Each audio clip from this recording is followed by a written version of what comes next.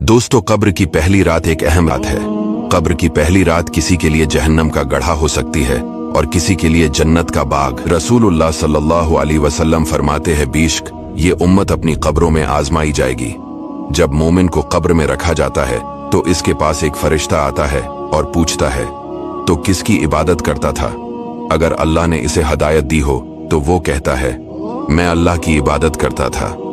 फिर पूछा जाता है, तो उस शख्सियत के बारे में क्या कहा करता था? वो कहता है, ये अल्लाह के बंदे और रसूल हैं। बस इसके बाद उससे कुछ नहीं पूछा जाता और इसे इसके जहन्नमी घर की तरफ ले जाया जाता है और कहा जाता है, ये जहन्नम में तेरा ठिकाना था, लेकिन अल्लाह ने तुझ पर रहम फरमाकर तुझे बचाया और इसकी जगह तुझे जन्नती घर अता फरमा दिया है। वो कहता है, मुझे छोड़ दो कि मैं अपने घर जाऊं ताकि अपने घर वालों को ये खुशखबरी सुनाऊं। इससे कहा जाता है, तुम यहीं ठहरे रहो। जब काफिर को कब्र में रखा दिया जाता है तो इसके पास एक फरिश्ता आकर उसे झड़कता है और कहता है, तो किसकी इबादत करता था? वो कहता है, मैं नहीं जानता।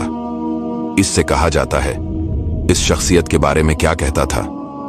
वो बोलता है, मैं नहीं जानता। मैं तो जो लोगों को कहते सुनता था वही कहता था।